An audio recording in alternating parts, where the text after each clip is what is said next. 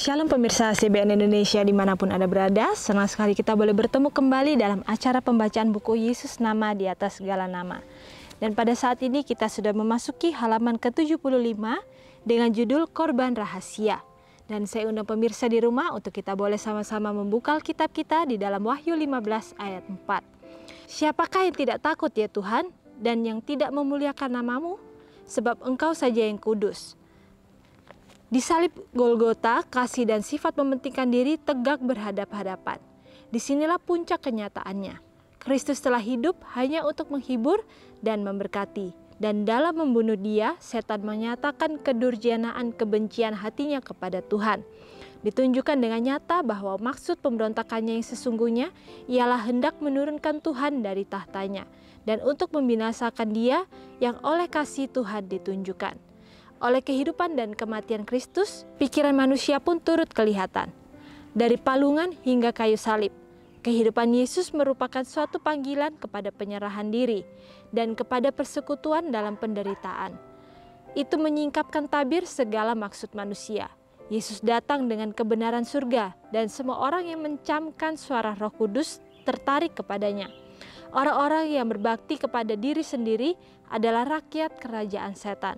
Dalam sikap mereka terhadap Kristus, semua orang akan menunjukkan di pihak mana mereka itu berdiri. Maka demikianlah setiap orang menjatuhkan hukuman atas dirinya sendiri. Jadi bagaimana di sini dikatakan bahwa sifat mementingkan diri itu pasti akan berlawanan dengan sifat atau karakter yang Kristus tunjukkan dalam kehidupannya di dunia ini. Kita tahu bahwa ketika Yesus datang ke dunia ini, Ia berusaha untuk mencontohkan sifat-sifat yaitu rendah hati, sifat untuk melayani, sifat untuk mengorbankan diri sekalipun untuk kepentingan orang lain di atas kepentingannya. Kita seringkali mendengar cerita-cerita bahwa Yesus itu sedang dalam saat kelaparan.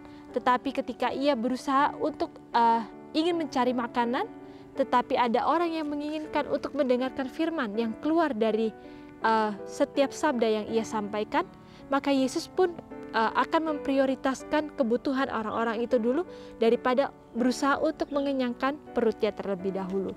Dan kita apakah dalam kehidupan kita mau untuk mempraktekkan hal-hal tersebut? Bagaimana kita mau untuk mempunyai karakter seperti Yesus itu sudah contohkan. Dan di sini juga dikatakan bahwa Kristus telah hidup hanya untuk menghibur dan memberkati. Jadi di sini dikatakan bahwa tujuan daripada Kristus itu adalah menjadi berkat bagi orang-orang dan menjadi suatu jalan keselamatan. Kita tahu bahwa di luar Dia kita tidak akan mempunyai keselamatan, tetapi hanya melalui Kristus saja kita akan mendapatkan jalan keselamatan itu. Karena tujuan Kristus untuk datang ke dunia ini, Ia adalah untuk memberikan sebuah pengharapan kepada manusia yang telah jatuh ke dalam dosa. Kita tahu bahwa kita ini sudah jatuh ke dalam dosa. Kita tidak mempunyai pengharapan. Hanya berdasarkan kematian Kristus sajalah di kayu salib, kita bisa mempunyai pengharapan tersebut. Lalu di sini dikatakan bahwa dalam membunuh Dia, setan menyatakan kedurjanaan kebencian hatinya kepada Tuhan. Ditunjukkan bahwa maksud pemberontakannya adalah menurunkan Tuhan dari tahtanya. Kita tahu bahwa Kristus itu turun dari tahtanya. Ia menjadi manusia seutuhnya. Ia meninggalkan segala kenyamanan, segala keamanan yang Ia miliki ada di surga hanya untuk mengambil bagian menjadi seorang manusia dalam kondisi yang sangat hina. Kita tahu bahwa dalam kehidupannya di dunia ini, Yesus tidak memilih kondisi untuk menjadi anak raja sesungguhnya ketika Ia berada di dunia ini.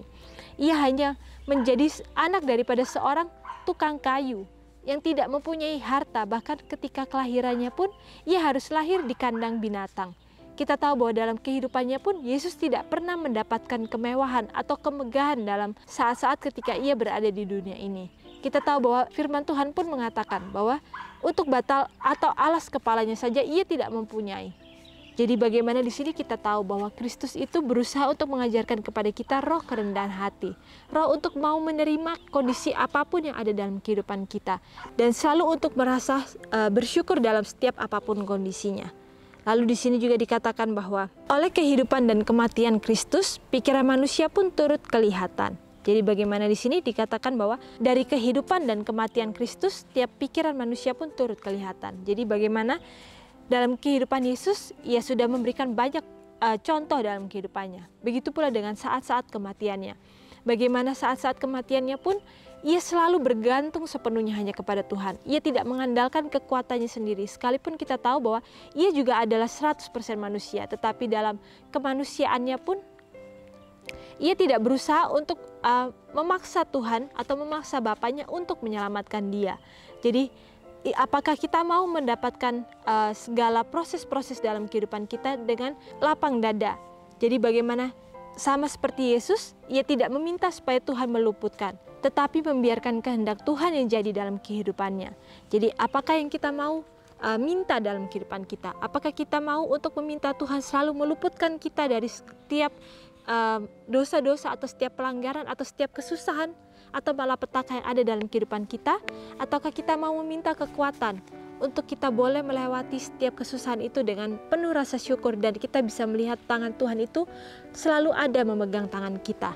Dan di sini juga dikatakan bahwa kehidupan Yesus merupakan suatu panggilan untuk penyerahan diri kepada persekutuan dalam penderitaan. Jadi begitu dalam firman Tuhan mengingatkan kepada kita bahwa kehidupan Yesus itu adalah panggilan kepada penyerahan diri untuk hidup dalam persekutuan dalam penderitaan. Jadi Tuhan pun tidak mengajarkan kita untuk hidup bermewah-mewah, bermegah-megah.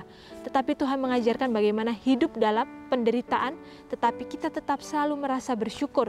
Kita akan melihat tangan Tuhan itu bekerja ketika kita berada dalam masa-masa kesusahan.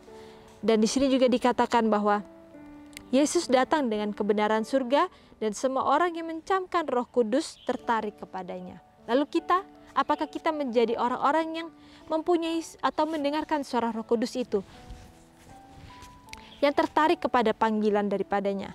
Dan di sini juga dikatakan bahwa pada hari penghukuman terakhir kelak, setiap jiwa yang hilang akan mengerti sifat penolakannya akan kebenaran. Salib akan dihadapkan dan arti yang sesungguhnya akan dimaklumi oleh setiap pikiran yang telah dibutakan oleh pelanggaran. Di hadapan penglihatan akan Golgota dengan korbannya yang penuh rahasia itu, orang berdosa akan berdiri dengan terkutuk. Setiap kebohongan akan disapu bersih. Kemurtatan manusia akan tampak dalam keadaannya yang keji. Manusia akan melihat apa yang telah menjadi pilihan mereka. Tiap pertanyaan tentang kebenaran dan kesalahan dalam pertikaian yang sudah sejak lama berlangsung itu akan jelaslah kelak. Dalam panggilan semesta alam kelak, Tuhan bersih dari segala kesalahan atas adanya atau kelanjutan kejahatan. Akan timbulnya kelak bahwa segala titah ilahi bukanlah alat-alat untuk menimbulkan dosa. Tidak ada cacat dalam pemerintahan Tuhan. Tiada sebab untuk pendurhakaan. Manakala segala hati kelak dinyatakan, baik yang setiawan maupun pemberontak akan bersatu mengatakan, adil dan benarlah segala jalanmu, ya Raja segala bangsa. Siapakah yang tidak takut ya Tuhan, dan yang tidak memuliakan namamu, sebab telah nyata kebenaran segala penghakimanmu. Tertulis dalam Wahyu 15 ayat 3 dan 4, dan tertulis dalam buku Alfa dan Omega jilid 5 halaman 47 dan 48. Jadi bagaimana di sini kita kembali diingatkan bahwa dalam setiap proses kehidupan kita, apakah yang mau kita berikan kepada Yesus ketika kita sudah melihat begitu besar pengorbanan yang Yesus sudah berikan dalam kehidupan kita. Lalu setiap hal yang kita pikirkan, setiap hal yang kita lakukan dalam kehidupan kita, itu tidak akan ada yang terlewat sedikit pun ketika masa penghakiman itu dimulai. Kita tahu bahwa masa penghakiman itu sudah dimulai, tetapi kita tidak mengetahui kapan itu akan berakhir. Jadi hendaklah kita yang tahu bahwa penghakiman itu sudah ada dalam kehidupan kita, hendaklah kita berusaha untuk menghidupkan segala karakter Kristus itu, supaya kita bisa berdiri di hari depan yang begitu sulit. Kita tahu bahwa hari depan itu bukanlah hari depan yang begitu mudah, tetapi Tuhan sudah mengatakan hari depan itu akan ada kesulitan yang mungkin tidak bisa kita bayangkan saat ini. Tetapi Tuhan sudah memberikan janjinya bahwa Ia tidak akan pernah meninggalkan kita dalam segala situasi, bahkan saat-saat tersulit dalam kehidupan kita. Jadi apakah kita mau untuk menyambut kasih Tuhan, untuk menerima panggilan Tuhan itu, untuk menjadi kawan sekerjanya, untuk menjadi berkat bagi orang-orang di lingkungan sekitar kita. Melalui setiap perkataan dan perbuatan kita, kita bisa menghidupkan karakter-karakter Kristus itu untuk ada dalam kehidupan kita. Sehingga kita bisa menjadi orang-orang yang mungkin terlihat berbeda dengan dunia. Orang-orang yang dikatakan mungkin seperti rumah-rumah yang ada di atas pegunungan, yang mungkin akan terlihat dari jauh. Dan mereka bisa datang ke sana, tertarik ke sana, karena mereka melihat cahaya yang mungkin tidak pernah mereka lihat ketika orang-orang itu hanya melihat orang-orang duniawi saja. Tetapi hal-hal tersebut kita tidak akan bisa dapatkan ketika kita tidak menghidupkan karakter-karakter Kristus itu dalam kehidupan kita. Baik dari sifat untuk mementingkan diri yang kita jauhkan dalam kehidupan kita, berusaha untuk melayani orang lain, mementingkan kepentingan orang lain, melayani mereka dengan sepenuh hati kita. Bahkan mungkin dengan semua hal yang ada pada kita, itu kita berikan untuk kemuliaan nama Tuhan, bagi pengenalan mereka akan Tuhan. Ya, jadi Tuhan menginginkan supaya kita pun bisa memperoleh kehidupan atau karakter-karakter Tuhan itu untuk ada dalam kehidupan kita, sehingga kita bisa menjadi berkat bagi orang-orang di lingkungan sekitar kita. Dan di sini juga dikatakan bahwa manakala segala hati kelak dinyatakan baik, dan yang setiawan maupun yang pemberontak akan bersatu mengatakan adil dan benarlah segala jalanmu. Kita tahu bahwa Tuhan itu adalah Tuhan yang adil. Ia membiarkan kasih itu untuk berjalan bersama-sama dengan hukum Tuhan. Karena kita tahu bahwa hukum itu tidak akan pernah diabaikan atau tidak akan pernah dihilangkan, tetapi kasih daripada Tuhan itulah yang akhirnya memberikan anak yang tunggal untuk menggenapi hukum Tuhan itu. Dan ketika kita sudah melihat begitu besar pengorbanan Tuhan itu untuk menyelamatkan, untuk memberikan pengharapan kepada kita, apakah kita mau berusaha untuk memberikan hal-hal yang terbaik yang bisa kita berikan untuk kemuliaan nama Tuhan? Dan di sini juga ada dikatakan, renungkan lebih dalam. Bagaimanakah saya menghindari konsekuensi kekal dari menolak Kristus, menolak salib Kristus? Apakah saya menolak seruan salib di beberapa bagian kehidupan saya yang tidak dapat diserahkan? Jadi ini adalah pilihan atau jawaban yang kita bisa jawab masing-masing pribadi lepas pribadi dalam hati kita. Apakah kita sudah menolak seruan salib?